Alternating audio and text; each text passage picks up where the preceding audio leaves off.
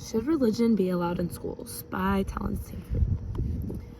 So to start off, I'm just gonna kind of list kind of like a table of contents of how my presentation is gonna go.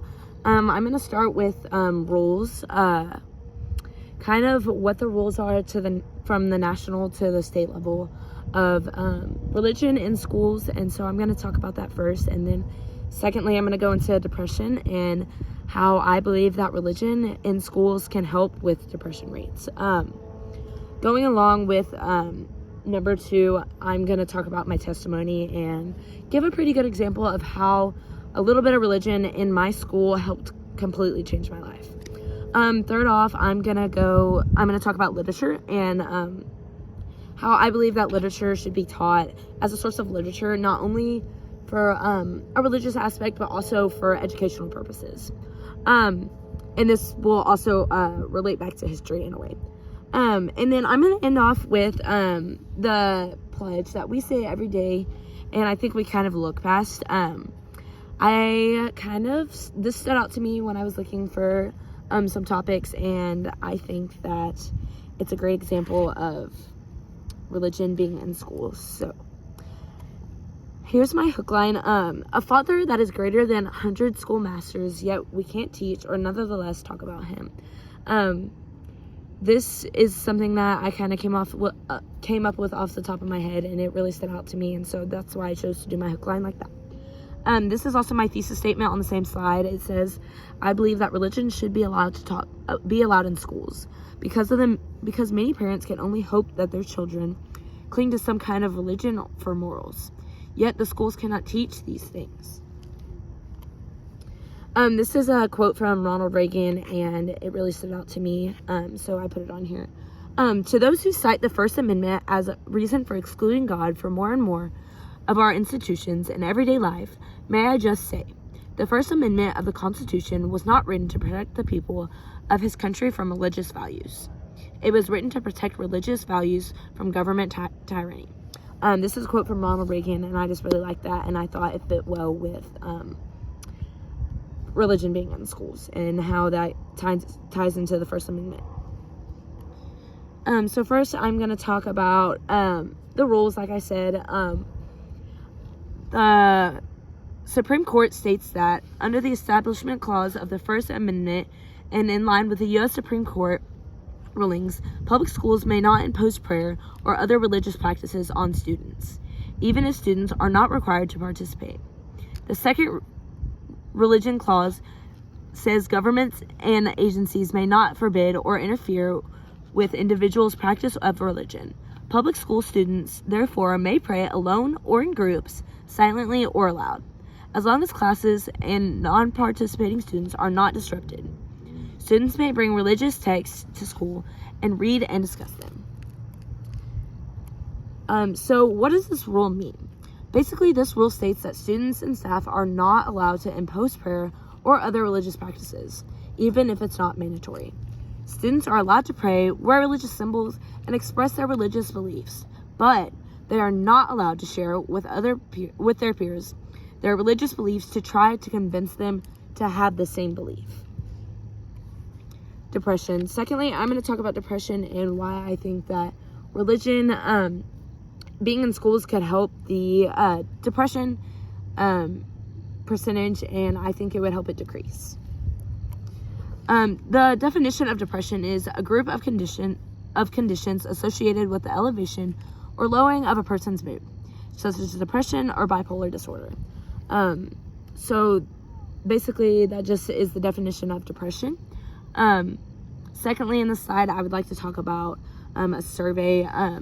The first national-wide survey of its kind found that 44% of students reported feeling sad or hopeless every day for 2 consecutive weeks or more during the prior year, according to a CDC study. So that's absolutely crazy to me, the fact that almost 50% of students reported that they were feeling sad or hopeless for 2 consecutive weeks or more. And that just really stood out to me.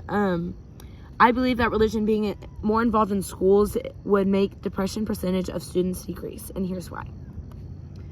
So I'm going to talk a little bit about my testimony and how religion kind of being in my school just a little bit helped me, and it just completely changed my life. So my freshman year of high school, I was going through a very rough path, and I was choosing the wrong lifestyle. I was drinking, I was falling behind on school, and I was doing things that I knew ultimately I shouldn't have been doing. I was severely depressed, and I felt like no one was there for me, and I just didn't really feel like I had a will to live anymore. Things got so bad to the point where I just didn't want to be alive, and I just knew that things needed to change. My freshman year ended, and I started my sophomore year. In the beginning of my sophomore year, I was still falling into the same path, and I was just in a lot of pain mentally and physically, and I couldn't find a reason for myself to wake up in the morning or for me to even try in school, and I just felt hopeless. That's when I knew something had to change. My best friend now, her name's Faith. She came into my life my sophomore year, and Faith is a Young Life leader for Bosqueville, and she goes to Baylor. And basically, Young Life is an organization that allows students to have fun on Monday nights and be involved in a church environment. Since Young Life isn't affiliated with a specific religion, that's why it is allowed in our schools. So Faith is a Young Life leader, like I mentioned. She sat at my lunch table and invited me to come to Young Life, and I would have never in a million years thought that I would be going to something that had anything to do with church, but there I was that next Monday night going to Young Life because of my best friend at the time, Clarice. She was a foreign exchange student, and she dragged me to Young Life, and it was probably one of the best decisions that I have ever made. I went to my first Young Life club, and I had no intentions of seeking any religious values. Young Life talks are about 15 minutes, and in those first 15 minutes of my first ever Young Life club, I knew I wanted to follow Jesus, and that is absolutely crazy to me. Just 15 minutes that completely changed my life. This message was about suffering and never being too far gone. It talked a lot about how God, just overall, you can never be too far gone, no matter what the things you've done, or just feeling like you have done too many bad things for God to forgive you. And I just knew that this couldn't be a coincidence, considering that I was in so much pain in my life, and I knew that something had to change, and I just thought that surely this was the thing that was going to change my life. And so that night after Young Life, I went home, and I went under my bed, and I found my Bible. I dusted off that dust that was on that Bible, and I flipped to a random page. And what was so crazy to me was that the fact that two things that I knew couldn't be a coincidence happened on the same night. And so I flipped to a random page, and I flipped to Jeremiah 29:11. For I know the plans I have for you, declares the Lord. Plans to prosper you and not harm you. Plans to give you hope and a future. Now, I knew that this really wasn't a coincidence. After this night, I started diving into the Word of God, surrounding myself around people that I knew also loved Jesus.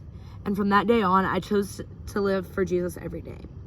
I don't think I would be here today if Faith hadn't came and sat at my table, and if Clarice hadn't drugged me to Young Life. Jesus really did truly save my life, and I believe that religion being in schools would ultimately change other people's lives for the better. So that's just kind of an example of how the slightest bit of religion in school helped me change my life and helped me be who I am today and where I am today. Still talking about depression, obviously a Young Life leader being allowed in my school completely changed my life, which is why I believe that religion being more involved in the schools can help depression rates decrease. I'm going to talk a little bit about what studies have to say about this. In an article written by Lynn Lance named Stigma and 7 Million American Christians with Depression, he states that addressing stigma in church will help Christians more effectively deal with depression, which could dramatically lower the number of Christians suffering with depression. This simplifies the idea that Christianity isn't going to cure depression for every person. For me, thankfully it did, and it completely changed my life.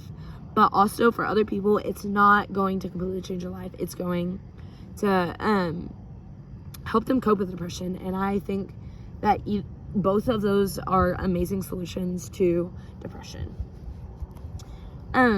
Next, I'm going to talk about literature and Bible.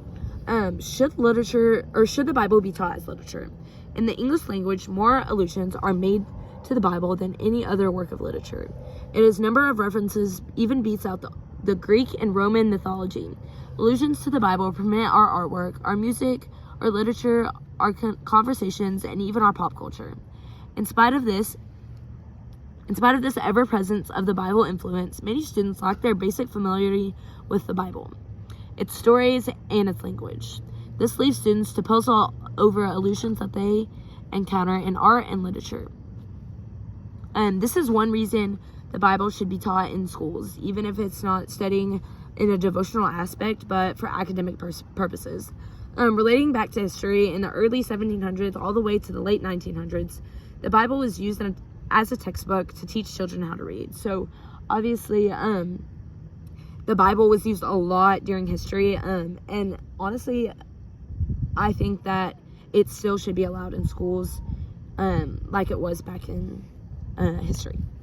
Now I'm going to talk a little bit more about the pledge that we say every day.